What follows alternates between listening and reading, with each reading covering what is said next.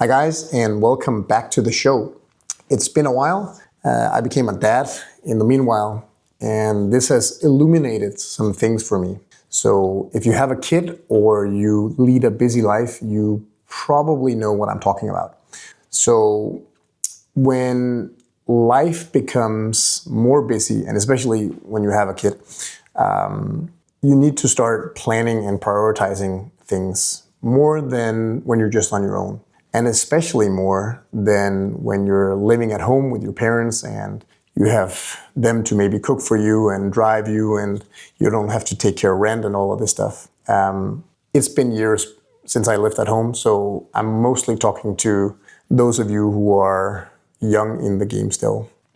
But as we get older and we get more and more busy, we have more and more responsibilities, we need to start prioritizing things like sleep, health, our sport if we want to continue doing that, and of course our fitness or strength and conditioning, as I kind of like to refer to it, because I think it's more specific and more accurate actually in terms of what we're trying to do here.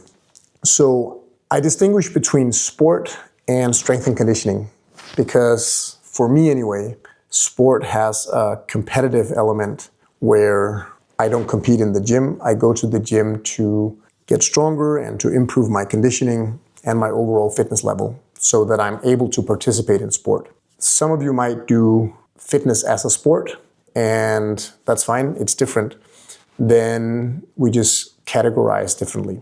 So in this episode, I want to give you the exact structure that I like to follow during the week to make sure that I have enough time and training volume to improve on the parameters in terms of strength and conditioning that I want to improve on, but also that I have time to do other stuff, to do my sport, which is for most of the year anyway, is Brazilian Jiu-Jitsu, but also other activities. So I'll get back to that.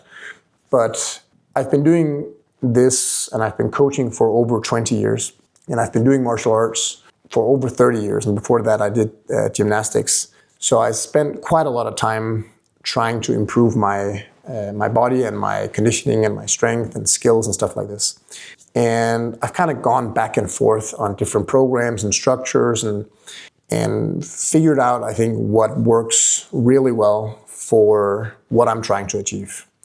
And maybe you're trying to achieve the same, or maybe you need to tweak it a little bit. For me anyway, the goal is to be strong, healthy, and able to do the things that I want to do with my body, like physically, for as long as possible. So I want to be able to do jiu-jitsu into my 70s, 80s, hopefully 90s, and maybe past 100.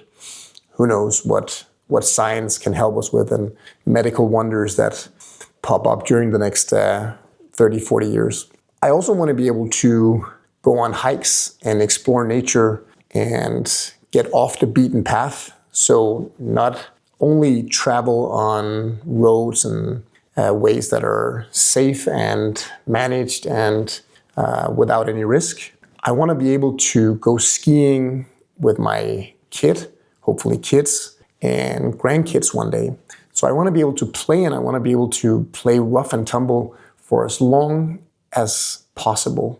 And in order for me to do this, I need to build a strong and resilient and robust body that can handle this stuff. And I need to keep moving, basically. And I think that this structure kind of allows me to do this. So I'll dive right into it, and I'll tell you how I structure training nowadays. So depending on how many times a week I can actually train, I'll go through these, if it's 4 times a week or 3 times a week or maybe 2 times a week, that I can allocate for strength and conditioning. So we'll start with 4 times a week. So this is the current structure that I'm doing right now. And I have been doing this for quite a while now. So on Mondays, or the first day of my week anyway, I'll do squats and presses. So I'll press overhead and I'll do squats to get stronger legs. On Tuesdays, I'll do deadlifts and I'll do some kind of upper body pulling. So it could be like chin-ups, pull-ups. It could also be any type of row variations. Wednesday is rest day. Then Thursday is squat and bench press. So I press in a different plane of motion. Friday, I do power cleans. So I want to have some kind of explosive movement under load in my training practice.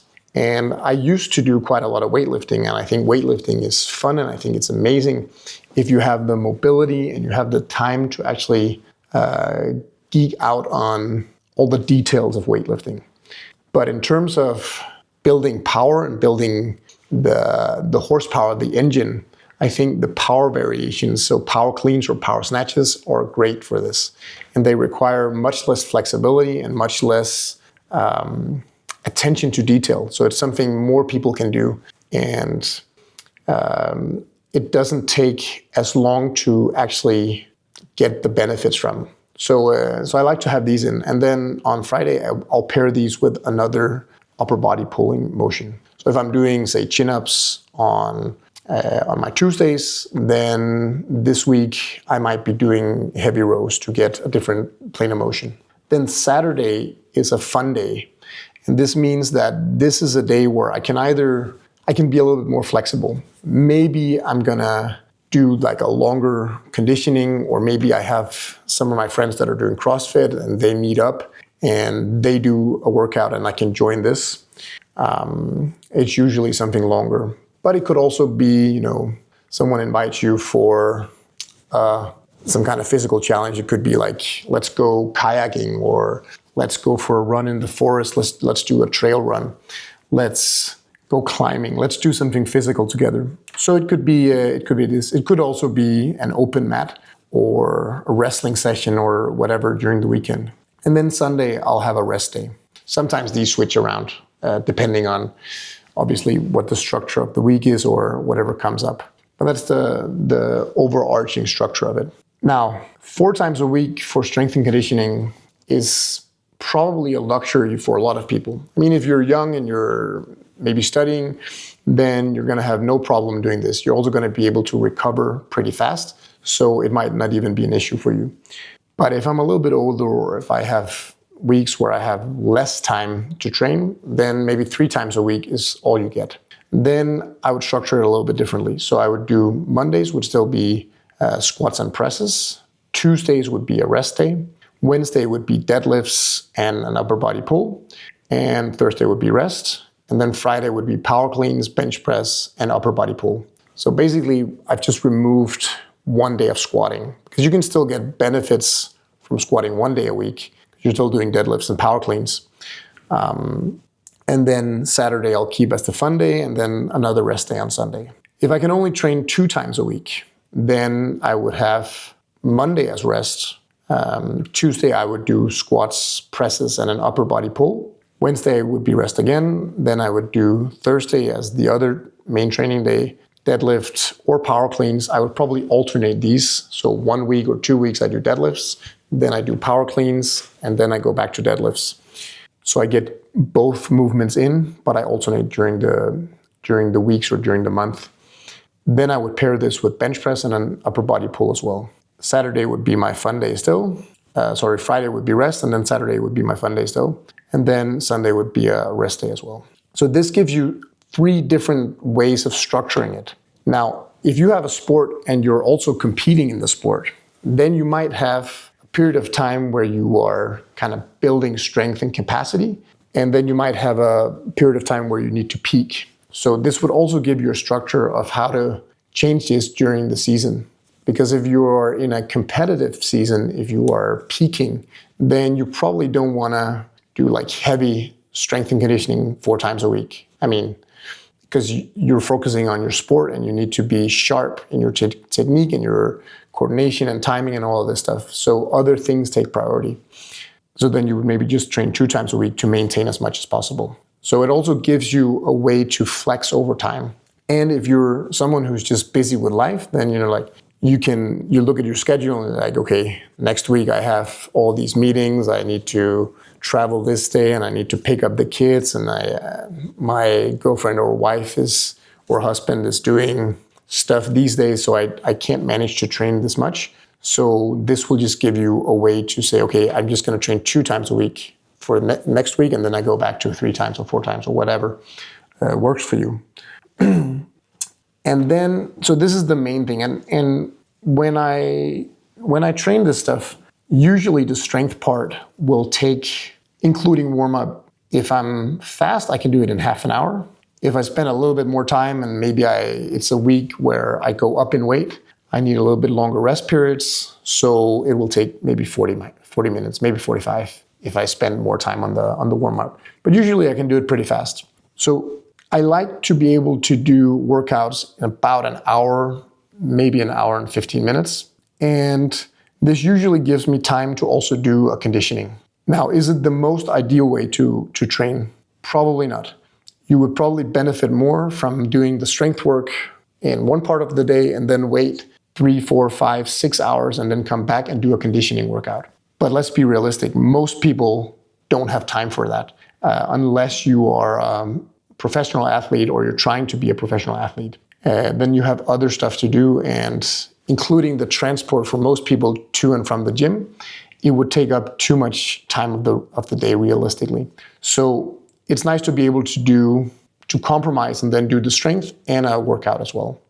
Usually I'll do the workouts, I'll program the workouts so they're between 8, maybe even shorter, 8 minutes to a maximum of 15 minutes. So it's a relatively short period of time with high intensity.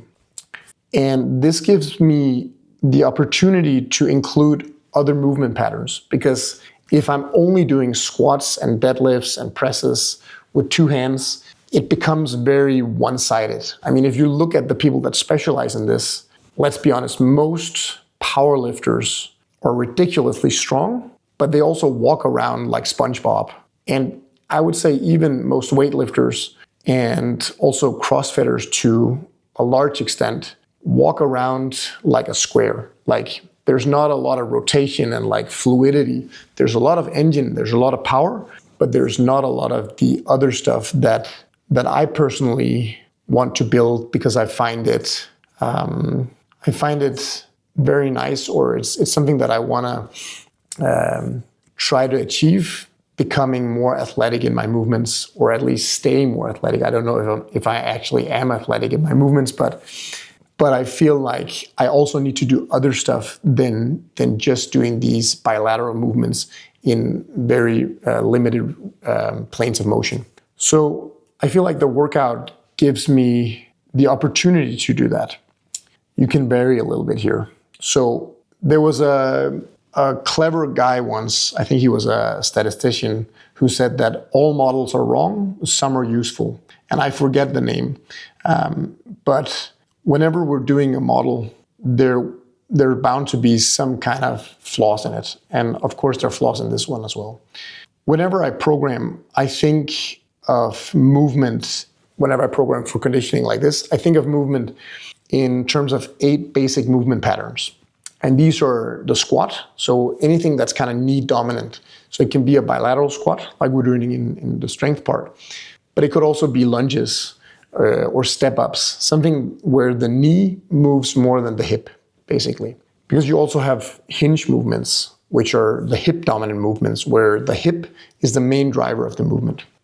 Then we have vertical pressing, so anything that goes overhead is vertical pressing. So obviously the barbell presses that we're doing during the strength part, but also like one-arm dumbbell stuff, handstand push-ups, anything where you're pressing overhead or in kind of this like range. So incline presses I would put in this category as well. Then I have horizontal presses. So obviously incline is a combination of these, of vertical and horizontal, but bench presses, push-ups, I would even put the ring dips in this position to some extent. And we can always debate if that is vertical in just a different direction, or if it's actually a horizontal press. I would say it's a horizontal because in the bottom you're more horizontal because you're leaning forward. But that's a discussion for another day. But by all means, let me know what you think. Is the position in the dip, in the ring dip and in the parallel bar dip, is that a horizontal press or is it a vertical press? Yeah. Okay, so I just had a light go out. Luckily, I have one more. It happens. We'll see if we edit it out or if I keep it in. I might just keep it in because it makes it more real, right? So, moving on with these. Then we have the vertical pull. So, pull-ups, chin-ups, rope climbs, anything where you're pulling from above your head and down towards you, I would categorize as a vertical pull. Then you have horizontal pulls, obviously 2 arms, 1 arm, all of this. Then you have compression where you're compressing forward. So all of the sit-ups, all of the leg raises, knee raises, atomic sit-ups, backflips, if you're into that kind of stuff, I would also put in this. If you can do backflips, then by all means put them in a workout. It's fun, but it's also very interesting once you start to fatigue a little bit. So of course you have to be careful. But stuff like this, anything where you're compressing, and then rotation as the last one. So the spine doesn't rotate that much, or the lumbar spine doesn't rotate that much, but you have quite a lot of rotation here. And a lot of the athletic movement or athleticism comes from transferring energy from your leg through the hip, through the spine out, or like through the midline, the hips, and then out to the extremities.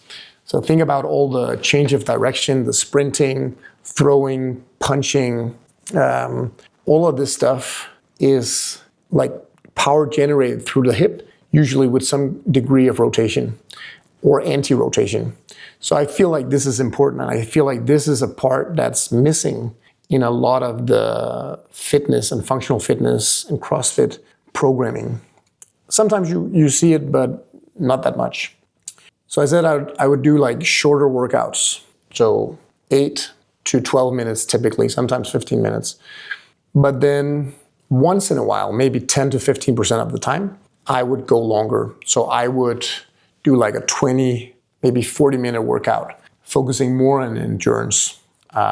Because this is nice to get in, but it's not my main priority. I have reasons for this, obviously.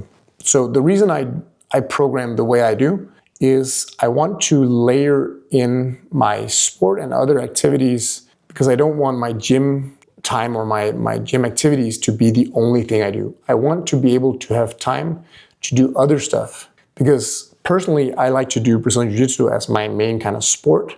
I might not be very good at it. I'm a black belt. I've been doing it for 20 years. I've competed a bunch of times, but compared to elite level athletes, I'm not very successful. But I enjoy it, and it's something that I want to be able to do for the rest of my life. And this is also where I have a competitive element. So even though I'm not necessarily joining like the Worlds or ADCC or European Championships, I still have quite a lot of competition. Even though we say that, like training is not a competition, there is a competitive element in it because you're trying to win over the other person. You're trying to make them checkmate, basically. And you're trying to avoid being put in a position where you have to give up or submit. So there's a competitive element in every training session in Jiu-Jitsu. So I don't need to compete in the gym as well. It becomes too much. It becomes too one-sided if I have competition in the gym and competition in my sport as well.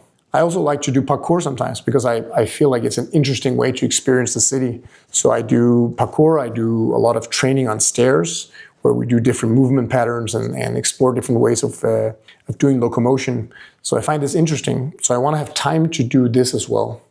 I also teach alpine skiing in the winter and snowboard sometimes, usually for several weeks during the winter, because I travel with groups and clubs to the Alps or to Norway or Sweden, and then I do a full week of teaching and skiing. And I want to be able to do this as well. And I want to be able to, and I think this is actually more important than the other ones, to say yes to more activities. So whenever people invite me to do something, if they invite me to go hiking or for a climbing session, I want to be able to say yes because I know that my body can handle it. and I'm in a condition where I know I'm strong enough and I can kind of participate and take joy in doing in this stuff. So these are kind of my reasons for why I program the way I do and why I layer it the way I do. Let's talk about if you're doing 1 session a day or 2 sessions a day, because when you also have a sport that you like to do, or I have a sport that I like to do, jiu-jitsu, then sometimes it becomes a problem because you're like, I don't have enough days, I don't have enough time during the day. How do I manage to get both my strength and conditioning in and jiu-jitsu? And I've noticed that if I go to jiu-jitsu in the morning, I like to do the morning classes because then I get up, I start the day with the stuff that I love. Then sometimes I go to the gym right after and I try to get my workout in. And obviously I'm weaker because I just spent an hour fighting other grown men. So it takes out of the conditioning and the strength training. So ideally I would have to wait maybe 5-6 hours and then do my strength work. Some people will say that you should start with the strength work, and you could do that as well. I find that doing the most risky stuff first, where I'm fresh, has benefited me the most. I think physiologically you would probably benefit more from doing the strength work first and then waiting longer time and then doing the sport in the afternoon. But we could debate this back and forth. But what I found is that sometimes it's nice to get everything done, but it also becomes a little bit half-assed, to be honest. So ideally, I would wait and then do a shorter strength session in the evening and then maybe just skip the conditioning if I have both of them in one day, because I already did quite a lot of conditioning. I mean, if you're 17 years old, you could probably get away with doing 2 sessions a day and no rest days, but eventually it will probably catch up. So I think there are better ways to do this. I mean, if I'm doing 1 session a day, and I kind of do that every day during the week, I would still have at least 1 rest day per week, 1 full rest day. If you're 17, you can get away with no rest days, where on your rest days you would maybe do your sport, and then you would do your strength and conditioning on the other days. But again, it tends to catch up with you. So the other option is doing 2 sessions a day, which I alluded to a little bit. The cool thing about doing 2 sessions a day is that if you manage to kind of spread them out, then you get a lot of work done on the days that you're working out, and you have more days available where you can do a full rest day. And this is great because like a full day of rest really allows you to charge your batteries.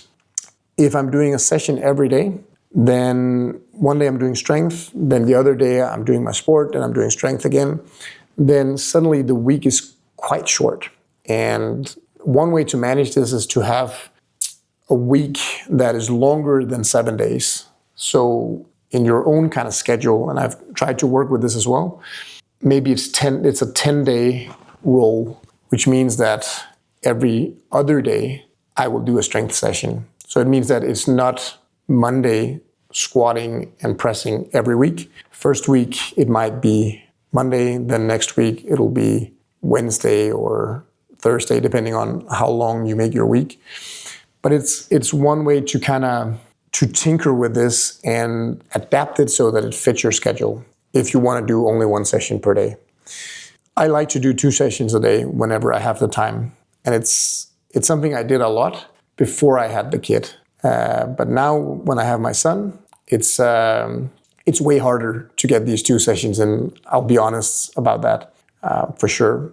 But if I manage to do it, I manage to also get 2 full rest days in, and I can definitely feel the difference in terms of recovery. There are many ways to skin a cat, and some weeks you need to be more flexible than others because it's impossible to kind of adhere to a plan like this.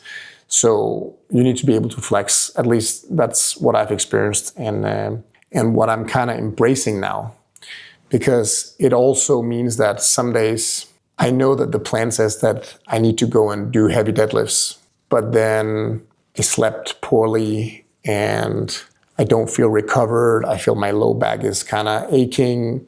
maybe it's the day to take a rest day and then just say, okay, fuck it. I'll just do the deadlifts on Thursday instead, and then just push everything, and it's fine. Nobody died. So it's become easier with age, I would say, and experience to adhere less to the structure. And I feel that it's actually allowed me to progress more in training when I do it this way, because I'm not a professional athlete and life happens and you need to be able to work around it, basically. One thing I would say though is that I always prioritize strength work over conditioning. And the reason I do this is because you can get in shape pretty fast. You can get in shape in 8 weeks, but it takes years to get strong. But you also lose strength in just a matter of weeks if you do no strength work or very little physical activity at all. So strength is something that is easily lost, but difficult to gain. So I always prioritize this, and it doesn't take a long time. And I found that being okay with just going to the gym and doing one set of deadlifts heavy enough is enough, and it's fine. And then whenever you have more time, you do more. And this has been something that I've also kind of learned to embrace over time. And obviously this is like the 10,000 feet view of how I structure this. And if you're interested in joining the program, then I've made my program available for all of you guys. So you can actually go and you can test it out for free for 1 month. I've put the link in the description. And yeah, it's free. You can join and you can cancel anytime. But it's the way I train myself. And it's the culmination of many years of reflections and tinkering and making adjustments to how we can both build strength and conditioning and also have time to do other stuff in our life. And yeah, I would love for you to join. And if you have any questions, you are welcome to send me a message in the app or even in the comment below here. Also, let me know if you have any topics that you would like me to cover in the future. Thank you for listening in, and I look forward to seeing you in the future. Take care.